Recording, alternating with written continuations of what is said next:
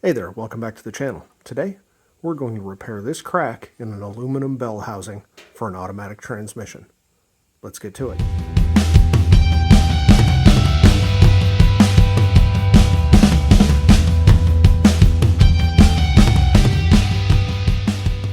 I have this 727 case. You can see the transmission is fully disassembled.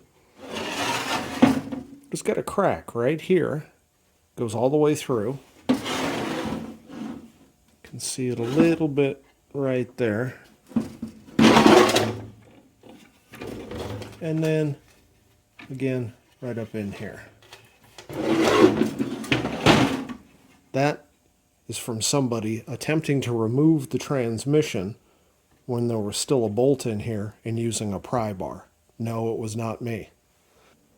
A consequence of that is the owner of this gets to put it back in his vehicle with a cracked case, but we're going to try to repair it first. We're going to use these Blue Demon aluminum brazing rods. Here's the part number for you. And we'll be using MAP gas as a fuel. First, we're going to clean this up inside and out to get rid of all the oil and dirt. Once we've got that cleaned up, we'll probably take something and try to groove where the crack is to give the filler rod a better chance of wicking down into that crack.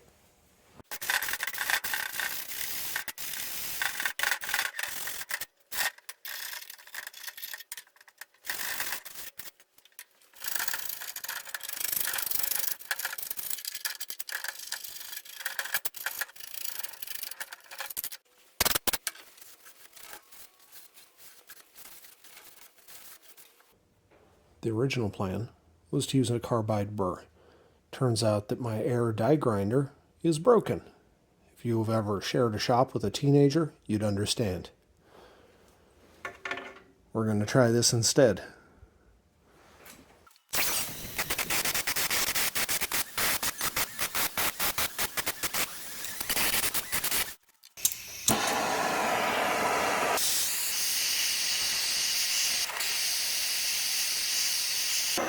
So I'm preheating the whole area here.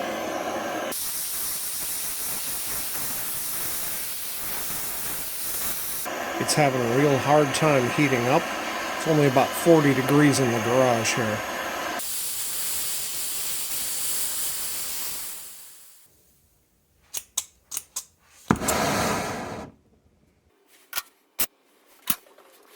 We'll try this.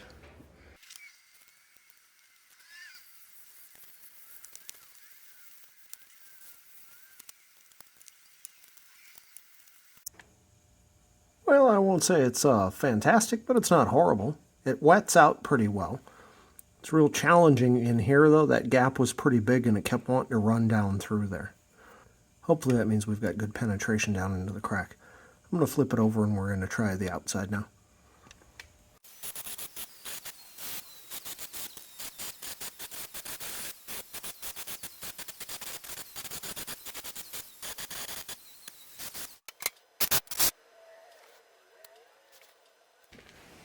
The key here is a white flame. You don't want it blue or we're going to blow right through this thing.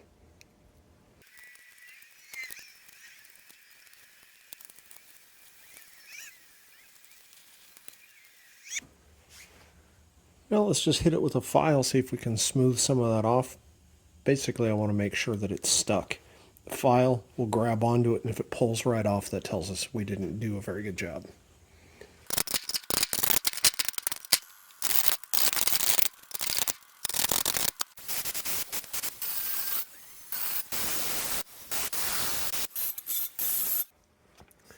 You know, I'm not going to lie, that came out better than I expected.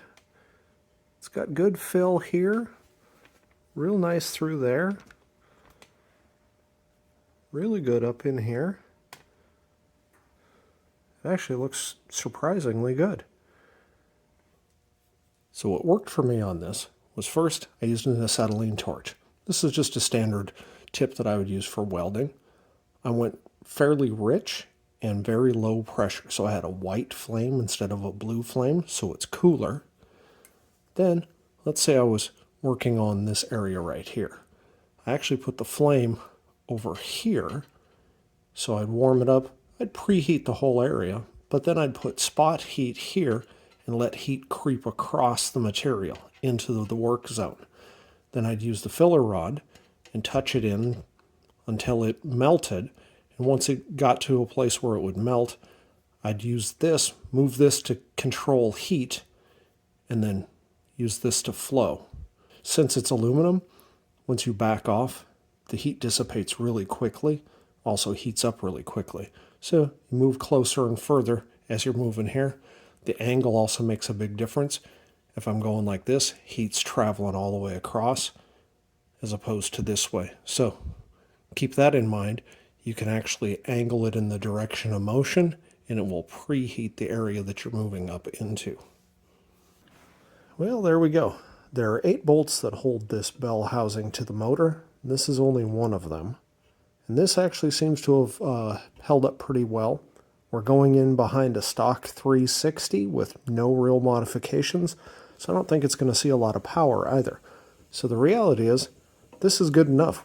We're going to put it together, put it in a truck, and send it. Thanks for watching.